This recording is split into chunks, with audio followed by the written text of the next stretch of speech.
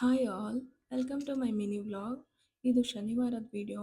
ಇವತ್ತು ಶನಿವಾರ ಆಗಿರೋದ್ರಿಂದ ನನಗೆ ಆಫೀಸ್ ಕೆಲಸದ ಜೊತೆ ಮನೆ ಕೆಲಸ ಕೂಡ ಜಾಸ್ತಿ ಇರುತ್ತೆ. ಬಿಕಾಸ್ ಇವತ್ತೇ ನಮ್ಮ ಮನೆ ದೇವ್ರ ವಾರ. ಸೊ ನಾನಿವತ್ತು ಮನೇನ ಡೀಪ್ ಕ್ಲೀನ್ ಮಾಡಿಕೊಂಡು ಜೊತೆಯಲ್ಲಿ ಪೂಜೆ ಸಾಮಾನೆಲ್ಲ ಇವತ್ತೇ ವಾಶ್ ಮಾಡಿಕೊಂಡು ಪೂಜೆ ಮಾಡಬೇಕಾಗತ್ತೆ. ಎವ್ರಿ ವೀಕ್ ನನ್ನ ಸ್ಯಾಟರ್ಡೆ ರೊಟೀನ್ ಹೀಗೆ ಇರುತ್ತೆ. ಹೇಳಬೇಕು ಅಂದರೆ ನಾನು ಈ ಎಲ್ಲ ಕೆಲಸಗಳನ್ನು ಬೆಳಗ್ಗೆನೇ ಮಾಡ್ಕೋಬೇಕಿತ್ತು.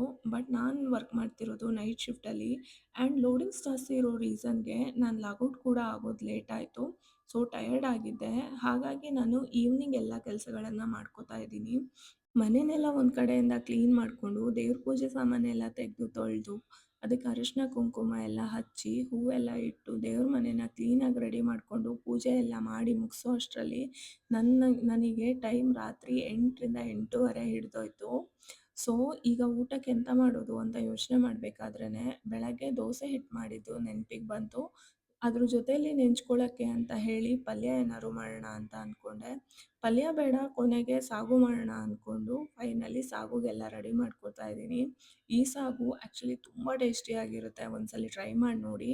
ಎಲ್ಲ ತರಕಾರಿಗಳನ್ನು ಹೆಚ್ಚಿಟ್ಕೊಂಡು ಅದಕ್ಕೆ ನೀರು ಹಾಕಿ ಬೇಯಿಸ್ಕೊಳ್ಳೋಕೆ ಇಟ್ಕೊಂಡಿದ್ದೀನಿ ಕುಕ್ಕರಲ್ಲಿ.